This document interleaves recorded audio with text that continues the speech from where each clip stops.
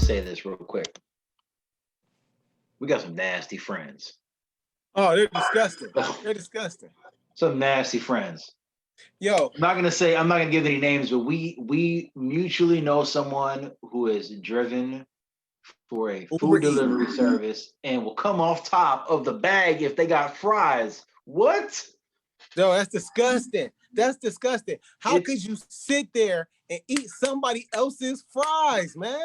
How do you feel like this comes with a dig your little nasty hands into somebody else's stuff, bro? That's just terrible, man. That's just terrible. First of all, who raised you? Who raised you? Who raised you to think that that's acceptable? What farm were you servicing cows and chickens and hens and you know what I mean? Like, what? If I found out I had your fingers, your nasty, potentially COVID-ridden fingers in my fries. COVID-ridden. COVID-ridden.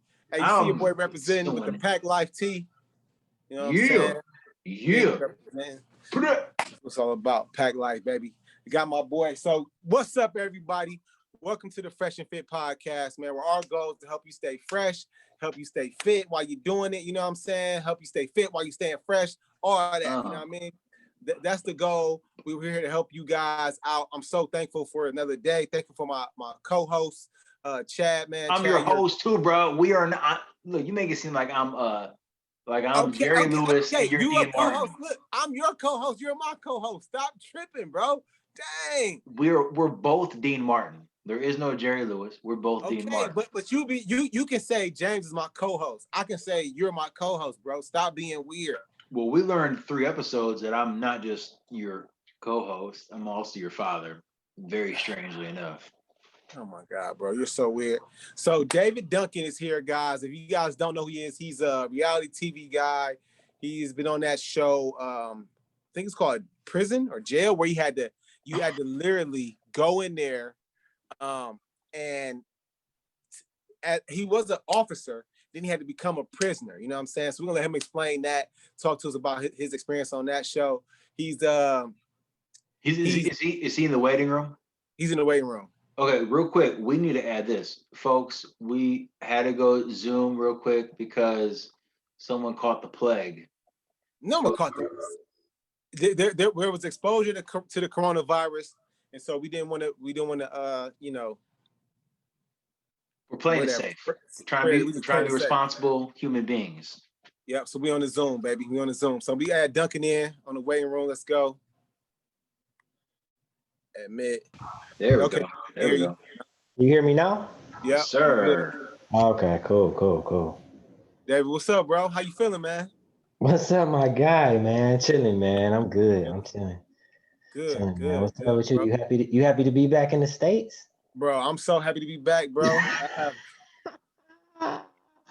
have no trust. You was in what you call it, right? Saudi Arabia. Yeah, Saudi Arabia. I thought that was. Bro, I have no desire to go back anytime soon.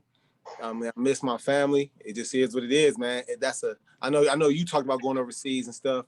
It's just a huge sacrifice. People don't realize, you know what I'm saying, like the sacrifice you're making, you know what I'm saying? People don't realize it because they think it was like this, oh, you overseas, you making money, you doing your thing, it's good. But the reality is you doing this to provide for your family, you know what I'm saying? So like it's not like all glitz and glamour. You know what I mean? Nah, I'm here. Trust me, I'm here, bro. Yeah. I see you got your son with you on there. Yeah, he on here, man. Young King, what's up? Yeah, we got a special guest and a half on the show today. There we go. Yeah. How old is your son? He 19 months. What you 19 months. Okay. So when was he born? July or May 30th? May 30th. Okay, so May 30th. So Mari's 18 months. Mari was born in June. So we were shooting around the same time, obviously. We were shooting around the same time. Oh, definitely. He got made around August. Yeah, I was shooting around the same time, bro. Yeah, it is what it is, man. Them babies is a blessing. But they're a blessing and a stressing at the same time. You ain't lying, especially at this age, man, because he's so smart and he want to get into everything. Everything, bro. I can't turn around for a second. A second, yeah. He putting something in his mouth. eating something, doing something, grabbing Having something. something and running and yeah, man. Look, he right now. He want to do something. Like I can't even. I'm gonna get him. There's nothing in there, baby. Yes, please. He said yes, please. Oh, Chipotle. Shout out to Chipotle. Shout out to Chipotle. Bro, I can't even bring a bag home because my little girl be like, fries. Oh Fries. man, French fries Yeah. over with. Oh, she French smashed. fries is over with, bro. French fries is the number one food for him. Bro, so I brought you on the show, man, because I know we play ball together. I know Yeah. hard, man. You know what I'm saying? You're an advocate for police officers and the things that you've done. You was on the front lines out there.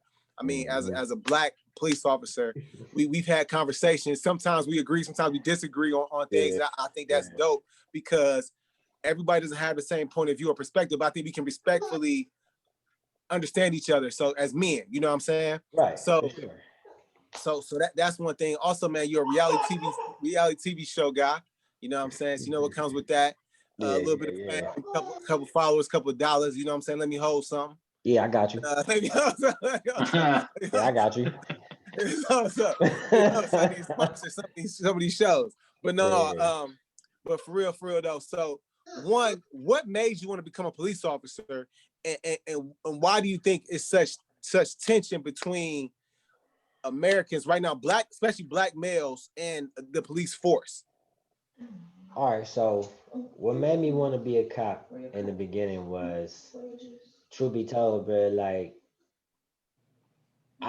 my very first reason for real was, hey, can we speak freely? We can speak freely? It's uncensored. Okay, cool. So I was getting tired of getting fucked with by the police. You feel me? I'm in the hood. I'm a young dude. You know, so I had an altercation one time. Well, I had a few altercations, but and mind you, I was in the streets for a little minute. You know what I mean? And you kind of just grow to kind of like have a dislike for them. But one particular day, bro, I got pulled over in broad daylight. Man, I had 10 on the car. Dude was like, pulled me over. And he was just like, yo, how can you afford this car? All type of stuff. Asked me if I had dead bodies in the trunk. Just dogged me, threw me in the back seat, face first, cuffed me. You know what I mean? Tore my seat apart. Mind you, my back seats didn't come off. You had to like pull them off, so they broke them. Dogged me, man, and they ended up letting me go. And that was just it. It was just like, all right, he ain't got nothing. We out. And I was just like, damn. So part of me was just like, man, what if I was one of them? They probably wouldn't be able to fuck with me no more. I'm like, go do this shit. You feel me? So I ended up rocking out with it. Because I'm gonna be real, bro, and it sounds crazy, but I didn't have my intentions wasn't really like, I ain't gonna say it wasn't good, but they wasn't like, I didn't have a classic line like, oh, my father was a sheriff and my uncle was a deputy. I come from, my dad was one of the biggest Jamaican judges in Ohio. Like, you feel me? Like it was different for me, man. Coming up, being Jamaican, both parents, like the police thing wasn't no avenue to go down for real. So it was like I just did it because I just wanted immunity, bro. I was tired of getting rocked with it, man. Yeah. So that's kind of about my second question too. Like, why do you think police officers? Why is there tension between black people, especially black young males, and police officers? Why is that tension there? So let's be honest about law enforcement in general. Law enforcement has always been has always been the gateway and the front runner for suppression. If you think about, even we go back to the past, even though we wasn't born in those times, but we just know the stories. They didn't get firefighters to come and do certain shit. They did, but not like in a manner of the police. You feel me? Like, yeah, the firefighters like opening up hoses, doing stuff like that. But police, though, you talking about having a gun. You talking about taking away your freedom. We talking about like, no cameras. We talking about an era where there was no cameras. You feel me? So in that regard, any and everything was a go. You feel me? Now in today's society, we just now got body cameras. What? Maybe what's this? Let me see. I've been a cop 8 years. About 10 years, about 10 years, and it's only been implemented into the actual society where it's mandatory, maybe about 6. Yeah. I just watched Huh? Go ahead. Go ahead.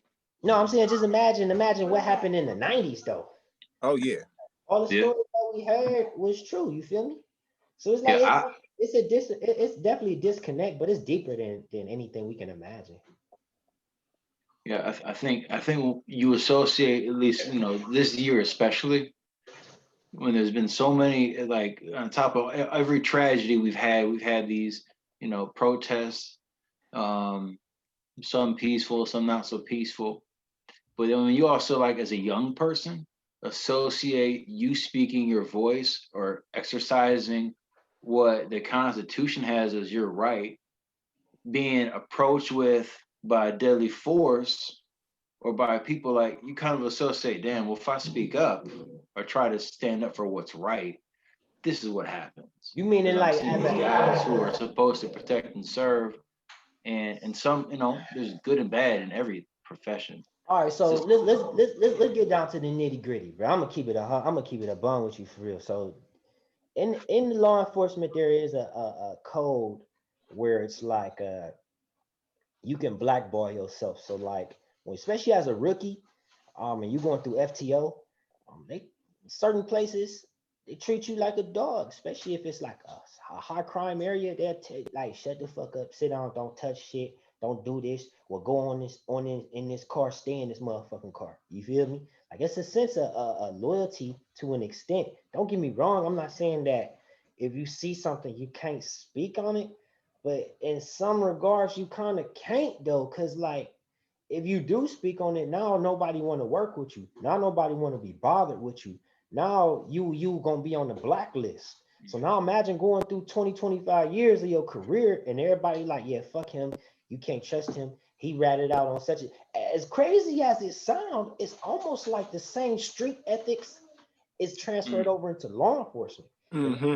policy, mm, the whole, shut the fuck up. Hey, if you see some, if you hear some, I don't know what you're talking about. Like, it's crazy because both worlds mimic each other to an extent. It's only one is after the other and one is getting away from the other. You feel me? So Mm. like, it's the same rules still apply. That's why for some people, like I kind of got this saying where I say, you know, it's snitching when it ain't your loved one, but when it hit close to home, it's justice. Mm. You feel Mm. me? I feel you. Your grandma get knocked over the corner around the corner and she get robbed. It's all that. That's my grandma. I want smoke. But then you heard about little Timmy down the street. His grandma just got hit up the head, and you like, damn, that's fucked up. But you know who did it, but you just like, damn, I'm gonna holler at him on the one-on-one though, but he can't be doing no shit. You ain't gonna be like, hey, police, yo, I know who did that crime down the street, little Timmy Peoples, you know what I mean? Yeah. So you had the opportunity to see it on both sides, right? From Mm-hmm. when you as a police officer, 10 years, then you did the show. You know what I'm saying? Like how did it feel to be on that side of it where you're basically a prisoner? You know what I'm saying? So I'm still in law enforcement to this day. The thing is this. So before I was a cop though, bro, I went to jail. A lot of people don't know that. Like I don't really Mm. tell too many people that story, you know what I mean? But I caught a couple charges and went to county and stuff and what's portrayed to the media, what's portrayed in these movies is not really what you think. It's not what jail truly is, man. Like you go in there, you keep your nose clean, you chill, you be yourself. Don't get me wrong. If it's some street beef, and you going to jail and it's a motherfucker in there that you got beef with on the street, yeah, y'all might have to swap it out one time. You know what I mean? But being in there, bro, so two things bother me in jail, bro. Number one, they didn't allow inmates to read law books. That really bothered me. They Mm-hmm. wouldn't let them educate themselves. Um, I kind of asked like, yo, can I get a book on the law in Arizona? I just want to know, because I was hearing all the stories from everybody. I'm like, damn, me being on law enforcement, I know the law, even if it's from state to state, it's still transferable. So it's mm-hmm. like I'm sitting there and I'm listening to these people's stories for why they in jail, and I'm like, damn, that shouldn't have happened, or damn. Mind you, I only get one side though. You feel me? I'm hearing the person's side, but most people, most victims though gonna give you both sides because they want you to give them a definitive answer whether they were right Mm. or wrong. So I'm listening to these stories. And I'm like, well, let me go ahead and read up on their law. So when the books came around every Thursday, I asked dude, like, hey man, y'all ain't got no law books? They're like, no, we don't give out. We stop doing that. I go talk to one of the inmates. I'm like, why they stop, doing the book thing? And he basically said, man, they used to do it a few years ago, but they stopped that shit. So that was the first thing. The second thing that bothered me in jail was we all share the same story, no matter race. Like for some odd reason, we got it where we got we got come on, Maria. Yeah. So we got it where I apologize, bro. You good? You good? Look, man, I got a baby too. I understand. Yeah. So we got it where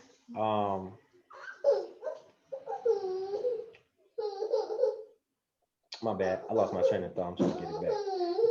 You were talking about how races, no matter the race, we all going through yeah. So no matter the race, brother, one thing I learned in there, for whatever reason, like when I was there, they were saying like Mexicans don't like black people. I didn't get the full story on why though. Then it was like, oh, it was such a divide. But when I'm listening to everybody's story, we all shared a lot of the same things in common. So one of the things that most people was in there was, oh, they didn't have a father figure, so they wild out. They didn't have a role model, they wild out. They joined a gang, jumped on drugs, selling drugs, doing drugs. When I tell you, it's a part in there where I say everybody do drugs, like everybody do drugs. You feel me? And when I say everybody in that bitch do drugs, bro, or tried it, like I'm talking about, like it was dudes in there that was like the youngest age, bro, like 19, 18 to it was a guy in there that was 75. Everybody at some point in time in their life did drugs. And I was just like, damn. So did it? So I would imagine that experience had to have maybe changed or solidified your perspective on people, especially the type of people you would see in jail. Definitely Is that the case? definitely the second word, solidified. You know how you think a certain way, but as life goes on, it's either life gonna do one or two things. It's gonna show you that you need to change your way of thinking, or it's gonna try to reinforce that you're going the right way. In that case, it reinforced me that, okay, Dave, you going down the right path mentally and physically for real, doing this police thing. You know what I mean? Because like in the hood, I was like a hero for real. Like this before I moved down to Miami. You feel me? When I was working it was mad love. You feel me? Like, oh, go get Duncan. We want to talk to Duncan. We're Duncan and he on duty today. That's what we want to, and I had a great rapport with everybody. Whether you was a dope boy, whether you was a common folk, whether you was an elderly person, it didn't matter. They all loved me. But it was because I treated everybody with respect, honor, understanding, compassion, empathy. See, I think that's the biggest issue, right? It's like we get people to come to police our neighborhoods that don't have any compassion for our neighborhoods, right? So they don't understand the dynamics of the other neighborhood. And I feel like, even with me, I used to work in education. It's hard to discipline someone if they don't feel like you care about them. You know what I'm saying? But if they feel like you care about them, then you can discipline them. Like I have students that would do crazy stuff, but if they knew I cared about them, so when I got them together, they'd be like, all right, Mr. Abrams, he tripping right now, but he care about me, so I'm gonna let him, you know what I'm saying, do what he gotta do. So I'm gonna listen to him. So like, yeah, I discipline you, bro, because I want to see what's best for you. A lot of times, my experience is with officers, especially white officers that I've talked to, because I was at Tri-C when they do like the academies and boot camps, so, you know what I'm saying, stuff like that. So it would come through. And one officer, I remember having a conversation with him. He was like, yeah, man, I like, so why you want to be a police officer? He's talking about why you want to become a police officer. And he's like, yeah, I want some action. So I want to be in the city. I want to do something. I said, bro, you're thinking wrong. You want action? That's why you want to be a police officer? Like your mentality is jacked up. You know what I'm saying? Like that shouldn't be what it is. Your goal should be to protect and serve. You know what I'm saying? Not for action. You just trying to get action. This ain't no video game. This ain't Grand Theft Auto. This is real life. Some of people's lives here. Yeah. You know what I'm saying? That would be like a teacher from the suburbs wanting to teach inner city so that the kids could see how terrible their conditions are and how behind they are. Like that, it's terrible that you have people doing that you do. All right, so it's two things that I gotta elaborate with this. So yeah, that's true. There are some people that come through and they be like, "Yo, I want the action. I heard the stories, you know, I want to get in the grime. I want to get in the grit. You feel me? Like I want to have my own stories to tell. Yeah. One thing you hit on is that we need more people. You want more people from the community to police our community, right? Yeah. There's a huge L with that, bruh. You have to know the hiring process for a police officer. Mm-hmm. So to say the least, this is one of the most competitive.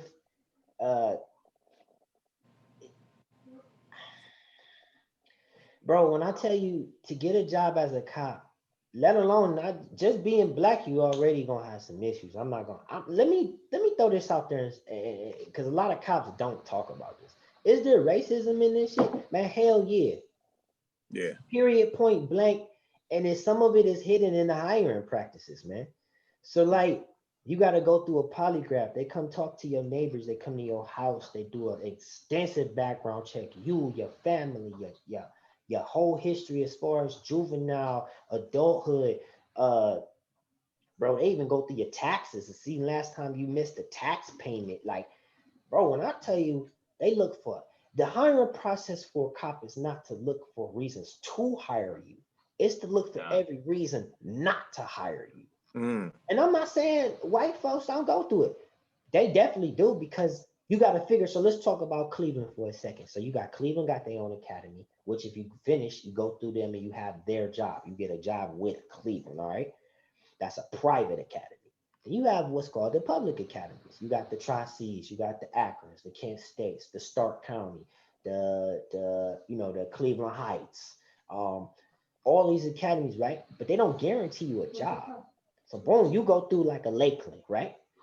Let's say in 1 year, all these classes graduate, which would be between, let's say, 6 and 8 months. So you got 2 classes at least coming out every year from 5 different facilities. Let's say they graduating 30 people per facility, right? But those people got to go and find their job. Mm-hmm. And the problem with that is the state law states that a department has to create a list every 2 years, a list to hire from, but do not have to hire from it. They just need to create one. Mm. You get what I'm saying? So now I'm gonna give you a scenario. You got me, but you got little Joey over here, college degree, no traffic record, 2-parent household, did everything right in his life, right? Then you got me from the hood. Oh, he didn't had a couple run-ins with the police, got a little record that he had expunged, driving record ain't the best, but he been on the SWAT team, he is sergeant, he the OIC, he this, he that, he done dealt with 50 homicides, he didn't solve this many cases, he done been a detective, right? Who they gonna choose, bro? They gonna choose Lil Joey. You know why? Lil Joey moldable. You can mold Lil Joey. You feel me? Mm. Somebody like me, I'm almost considered what they call tainted. Not experienced, bro. For some departments, they be like, yo, we come with a lot of experience. For other departments, is nah, he gonna come over here with a lot of bad habits. You feel me? Mm. How we gonna break that? Let's deal with Lil Joey, because Lil Joey is, he's wet behind the ears. We can mold him into the type of officer we want him to be. If you go to all these nice neighborhoods, let's go to the Pepper Pikes, the Beechwoods, the Rocky River, the West Lakes, the East Lakes, the Orange. How many black cops you done seen, man? We talking about on the payroll. We talking about, let's say on the payroll is 47 to 50 officers. How many blacks you done seen though, bro? We talking about rare. So, and this brings me to a point I asked my boy that last week. How many of them cops are in shape? Yeah. How many of them cops is in shape? Now you work out all the time. How many of them cops is in shape for real? What's the percentage? What's your definition of in shape? In shape could pass a PT test. Could pass a PT test on any given day. On any given day. His face though. You want me to give a percentage? Percentage. Maybe a soft, and we talking about like overall anywhere. So your so so department. so so in a department, who can pass like In just give like in one the department. average in the average department bro, I'm Average gonna say 15%. 15%. 15%. 15 So to 20. you had to Cause so listen, everybody but listen, we everybody had to talking take a about, PT test. Hold on. but listen what we talking about. We talking about push-ups, sit-ups, mile and a half run. Some require you to carry a body a certain amount of feet. You know what I'm saying? You got some places that make you push a car. I done been through a PT test with CMHA where they made me push a car, like a whole police car up a hill, like while it was in neutral. You feel me? So we talking about, can somebody on any given day just wake up off the couch and be like, let me go pass this PT test? Man, they not even gonna pass the run, bro. They not gonna pass. What's the time for the mile and a half run? So it go by age, and the state of Ohio is so from 20 to 29. I believe that is. Don't quote me on this, but I think it's. Is it 12 minutes? No. It's like 11:50 or 11:45 or something like that. Yeah. I believe. Under 12. Under 12. A mile and a half. Yeah. Now from 30 to 39, I believe it was 12:25. Okay. Then like it go Still from pretty good. It'll go from That 40 ain't to no 40. slide. That's still pushing it. Hold on, wait though. We talking about a mile and a half. We talking about them 6 laps around that track. I done Yeah. did it. I done been there. I'm telling y'all, you think it's a breeze? No. I don't. It ain't no breeze, bruh. No, I Like, don't think it's breeze at all. I have no doubt in my mind that's not a breeze. bruh, listen to me, bruh. It's not a breeze, bruh. You really got to lightweight train for it to an extent. Absolutely. You gotta keep that. So do you think that officers train like the ones that do work out? Because a lot of times I see officers, they get real bulky. Like why do they do that? Why do they get all bulky like that? So you mean bulky as in fat or bulky as in muscle? Well, so to me, bulky is when you fat and muscular at the same time. You know what I'm saying? Like you got the big arms, but you got a little bit of belly. Little gut. You got gut. Yeah. Okay. So I'm so why do officers purposely gain weight? Like, what's the point in gaining weight? You think as an officer, like? Yeah, you use the phone now. You hold on, say it again, bro. I'm sorry. What's the point in gaining weight or gaining muscle when you're a police officer? Like, what? How does that transition to your job? Let's be honest. Depending on where you work, because there's some cops that don't get no action whatsoever, and they just buff and fit in. And let's be real, one is to get the ladies. You know what I'm saying? You want to look good in your uniform. You want to, especially this is the thing. There's so many fat, sloppy cops that when you in fit, you like a gem. You feel me? It's like, oh my God, do you see? You know what I'm saying? Girls be like, oh, hey, I look old and raggedy.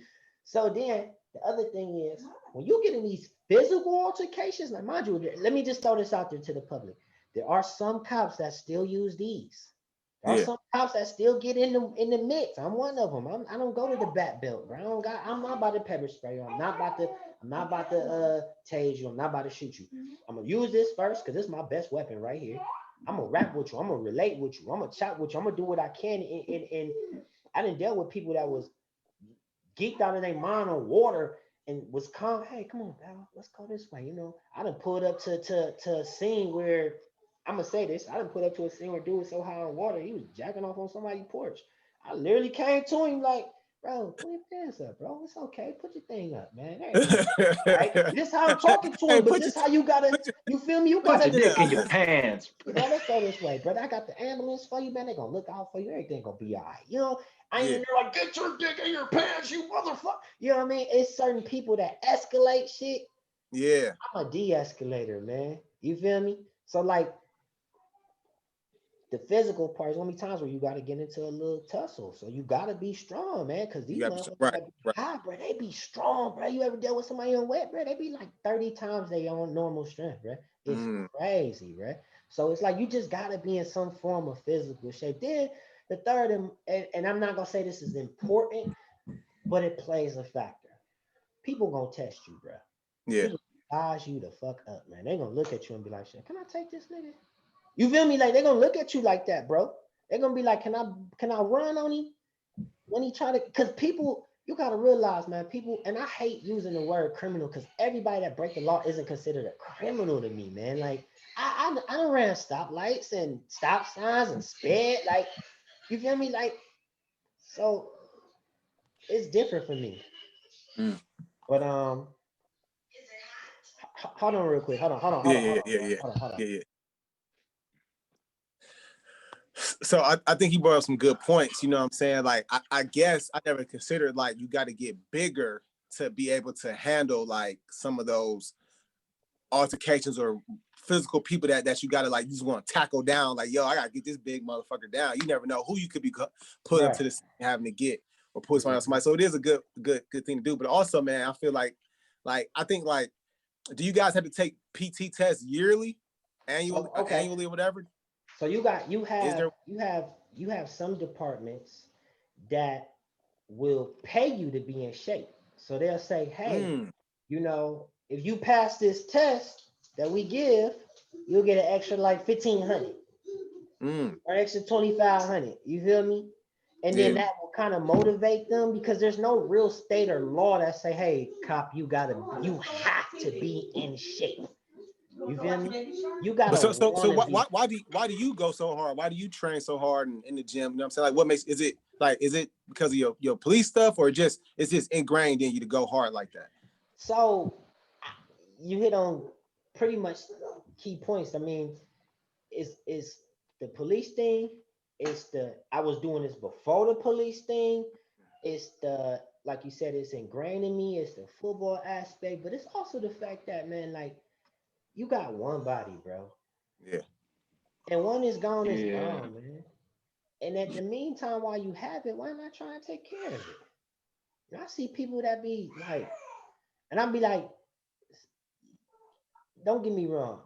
Some surgeries are definitely necessary, bro. Like, it's some people that, you know, working out, they kind of far beyond the workout part. So maybe they might have to get a little lipo and then kick in the working part after the fact. They might need a little jump start. I'm all with that. Working out and they need a little tummy tuck or something to fix their little whatever.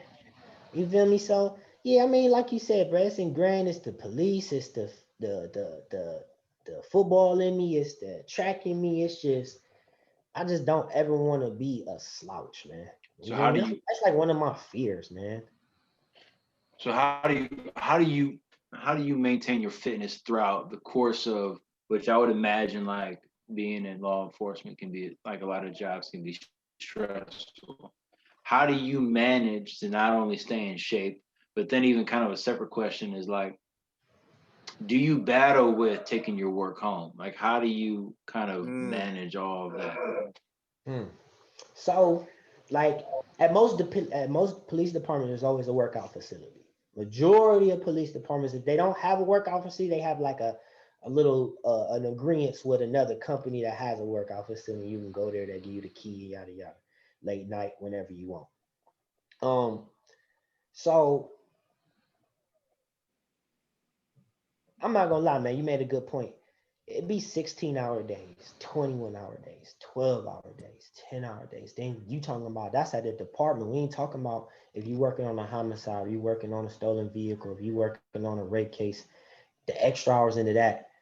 And then on top of that, you as a cop, you work a lot of side jobs. You work in the bars, you work in the clubs, you work in the mall, you work in the banks, and just trying to constantly get that little money. Honestly, it's probably one of the most hardest disciplines of my life, man, because you got to keep telling yourself, I know I'm tired, but just put in an hour, just put in 40 minutes, just put in 30 minutes. I know you're going to be tired. Just put it in. So it's times where I just get it in wherever. Like, I remember working the RNC downtown.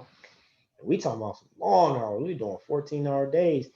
And I just bust out some push-ups right there on the floor. You know what I'm saying? Like, you kind of like you just get it in whenever you can. But you gotta have that mentality though. Like, you feel me? You gotta be like, let me just go ahead and knock out 200 real quick, knock out 300. Or challenge yourself and be like, all right, well, let me see how many these I can do before somebody walk by. Or let me do this or do, you kind of make a game out of it sometimes. And to answer your second question, in my career, man, I want to say I've seen so much, man. Mm. I'll talk about so much, man. Out of everything I done seen, there's probably, truth be told, there were two incidents that really like hit me hard. And I ain't saying the other ones wasn't bad. They was three. I'm gonna say three incidents that hit me hard. But I didn't take it home with me to that extent. But I did think about it when I got home. I'm like, damn, you know, it kind of resonated with me. But it was never where I wanted to take it out on somebody. You get what I'm saying? Or like bring it home with anger, or come home with stress and just be an asshole, or like be depressed. Like Yeah. it's never been that for me. And it's probably because growing up in Jamaica, growing up in the hood in Cleveland, growing up and seeing things and how I was raised, it's like I don't really take too many things personally. You know what I Yeah, mean? we kind of talked about that in my last episode. I kind of told him, like, I grew up on a Superior. So, like, when you grow Yeah. up in the hood, man, you kind of get numb to stuff that's really traumatic to other Mm-hmm. people. You know what I'm saying? Like, it could be traumatic. Like, it can be a gun battle. Somebody could be shooting outside. You Mm-hmm. looking out the window trying to see what's happening. Other people hitting the ground. You know what Yeah, I'm saying? yeah. Like I've experienced that before. So I don't know. Like I think once you do go through those crazy times, Mm-hmm. it can kind of make you numb a little bit. You know what I mean? Especially Yeah. as men, we just because we're not taught how to properly deal with our emotions and deal with stuff like that. Especially, you know what I'm saying? You know, when we're younger, because you don't want to be no punk or you want to be soft. So Yeah. um, so it just makes us numb. You know what I mean? It makes us numb. So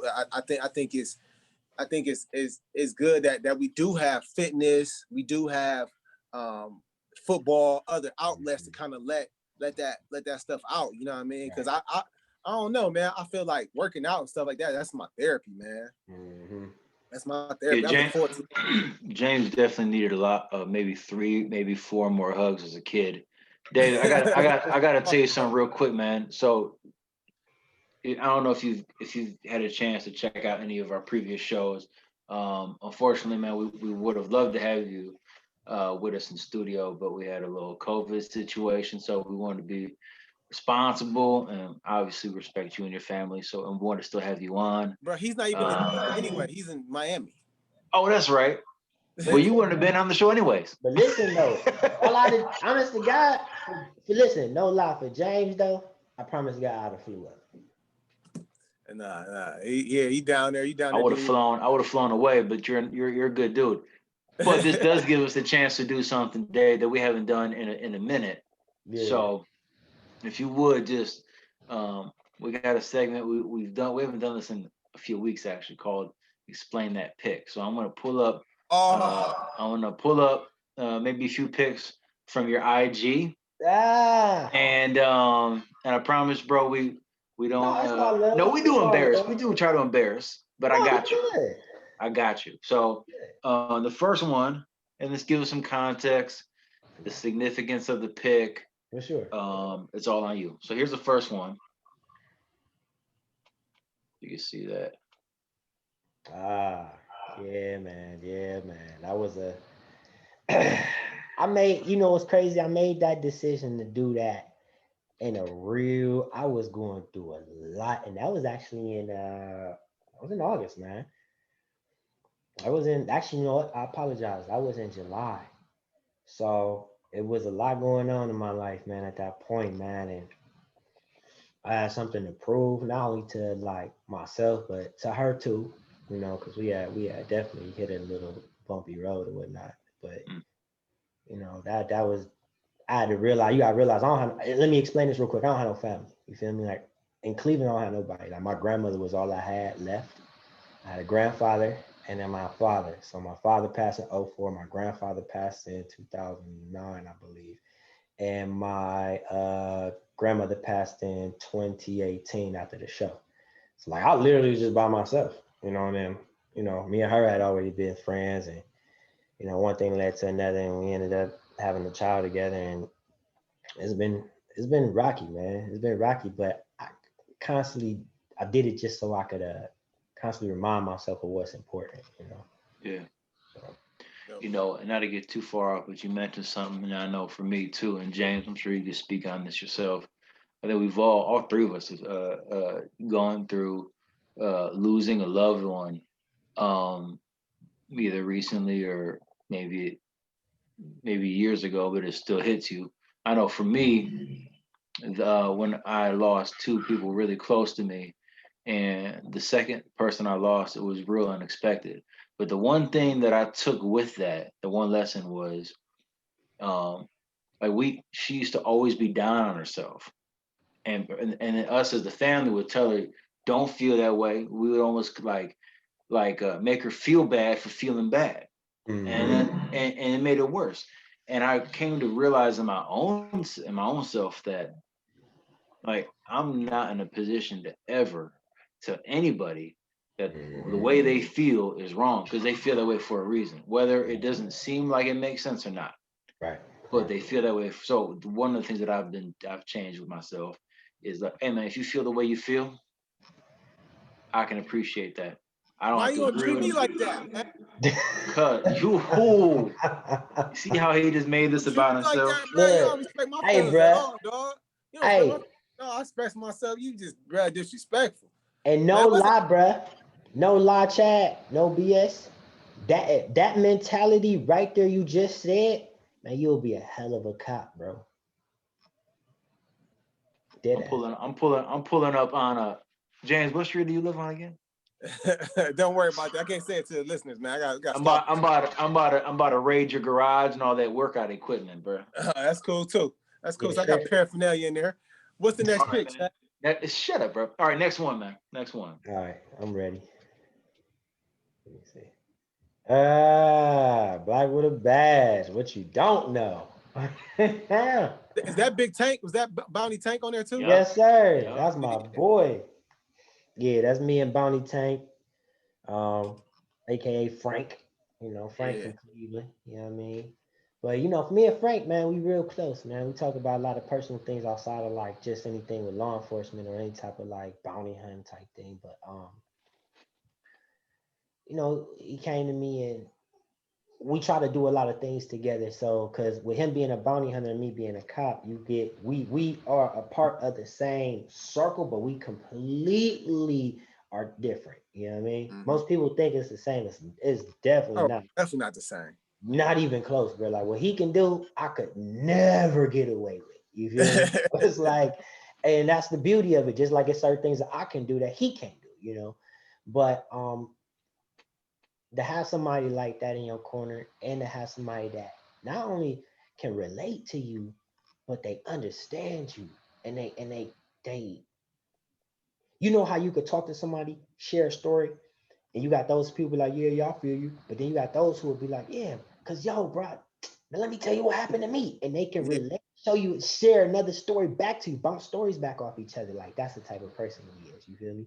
So it's like anything that he ever want, anything he ever need, I'm down for it. But the Black with the Badge thing, which is still on YouTube, it was just like to clear the air, man. Like you got to realize people, our own people, be sometimes be the worst, man. Like, oh, you Uncle Tom, you a fucking sellout, da da da. And you be like, damn, bro, really? Look behind closed doors, you be like, but damn, I'm doing it for us. I'm doing it for us, bro. Right. Like, No. But see, the problem is though, bro, there are brothers that are Uncle Toms though. That's for the sure, thing. for You know what sure. I'm saying? It's them dudes with the shaved mustaches. You know what I'm saying? The shaved mustache. It's them dudes. James Uncle just Tom. grew a mustache like a week ago, You're James. lying. You're lying. Man, he said you lying. You're lying. But no, Yeah, I'm just saying A couple weeks it's ago. definitely them dudes. So I understand where some dudes come from, but not. But you get you just like as we as people don't want to be judged. You know what I'm saying? Off site, we can't judge officers off site. I know some cool ass white officers and cool ass. You know cool what I'm saying? ass ones. Yeah. It ain't about this. So it's about you like judging the someone based on their actions, not just how they look. You know what I'm saying? Perceptions. And let me throw this out there too, because I told y'all what my reasons was for doing it. So as I was in it though, like even through the academy, then when I got into the field, I found out that I was really, really, really good at this job. So then my basically one day I got pulled over. Boom, I pulled the badge out, pulled the ID out, and you know, was like, all right, have a good day. You know, he was kind of upset because he couldn't give me a ticket, but I'm like, yo, that's what I wanted. That's what I wanted. You know, hell yeah. Right? Yeah. Look, hey, James, I'm like this. Hey, Chad, I'm like this. I'm like, all right, what next? You feel me? Like, all right, I did what I wanted to do. Right, So right. now, you feel me? And that's Yeah. when I started to grow and started to step on the ladder. And I took on a mentor. Um, and my mentor, he was a captain at the time. And he left East Cleveland though. But his name Terry Wheeler. And he basically took me under his wing, bruh. And it was a wrap after that for real. Hey, you know what's so crazy? I'm glad you said Wrap that. after that. We talked about this in a previous episode, the importance of having someone. And that it might have been last episode, or maybe two ago. Yeah, last Anyway, episode. talking about the importance of having someone. I think because man, I'm telling you, this point in my life has been real crucial for me, and I've had a lot of time to grow and realize some areas that just ain't what they need to be. And one of those things I said, man, I need someone like intentionally looking out for me, showing me like, hey, bro, you not really doing what you need to be doing, or That's me. bro, it was definitely not you, bro. So somebody beside Definitely not somebody you. else. It was Okay. the person I meet with helps me deal with you, bro. So I got Oh, one more. I got one more for you. I got you. First of all, man, this dude, James, this dude is geared up when he plays football, man. This is the kind of like bro. this would be me. Bro. This would be me. Let me just say that. I was this Prime time. when I saw this picture, Oh. when I saw this picture, it reminded me when I was a kid, whatever sport was on TV, whether it was Dwayne Wade when he was in college, or even a damn baseball or hockey game, I'm wearing whatever they wearing. I'm in the living room and I'm doing this shit. Like armband, sleeves, all that. Yeah. So we're gonna wrap it up with this pick. Let me see, which one is this? Bro, Yeah, you breaking up a little bit. yeah. That's what's up. So that picture was taken in Euclid. That was just 2 years ago. That was 2018. That was 20. No, I'm sorry. That was 2019. That was just last year. Hmm. So I'm playing with a team called the Cleveland Preds. Shout out to the Preds. You know what I mean? And we had a home I game. can't believe you still playing. Bro. Man, listen, this it for me. I'm done. These knees blew out. That's what I'm saying. So I ended up, he was actually one of our sponsors. It was him and his daughter.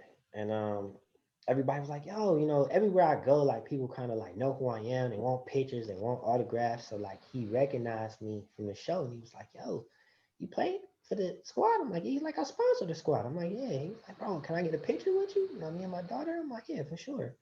You know, so we took the flick, you know what I mean? And that was on a light day. I didn't even really, we was playing a bum squad. I didn't even put on nothing for real. I just like, you know, I literally just threw on some black and white, like I'm gonna make it look all right. You know what I mean? So First of all, can we talk about the fact that I'm gonna zoom in on this, that the dude looked like he could be Russell Wilson's daddy? Dude. He definitely looked like, you know, hey, listen, people was asking me like, oh, is that your father? Y'all looking like? I'm like, yeah, that's what I thought. no. Everybody was saying was we related? I'm like, nah, he just cool people. Well, yo, man, we gotta wrap this up, guys. Mm-hmm. It's been a pleasure, man. Duncan, man, thank you, bro, for hopping on, man. For sure. Appreciate you so much, man. Your insight. It's been amazing. Hope we touched somebody. Hope we can share some information to help empower some other people. And help we gotta do this again, bro. Better relationship. Yeah, for sure. So next time you in town, let's coordinate. So you can come down to the studio and do it. You know what I'm saying? Okay. Dave, one time for the viewers and listeners, can you give a plug for that video again? The one with Bounty. Yep. Oh, it's on YouTube. Actually, what I'm gonna do is I'm gonna put it in my bio again as a link, and then if you want to, you can click the link. We'll post it on our YouTube so people can. Yeah, I got you. Yeah, or just text it to me or message it to me. You know what I'm saying? For sure, I'm gonna send it to you. Yeah, got you. So yeah, y'all make sure y'all like, make sure y'all subscribe, make sure y'all go follow my boy Duncan, that Jamaican Sigma. You know what I'm saying? That _ Jamaican _ Sigma. You know what I'm saying? You and my boy, I think you and my boy is frat brothers, Ronnell Lee. I think y'all did y'all cross together? That's my best friend, bro. Okay, boom. There you have it. You know. But look, that's it, man. So y'all make sure to like, man. Peace, guys. Happy New Year's. Let's get it. Appreciate y'all having me, bro. Appreciate you, bro.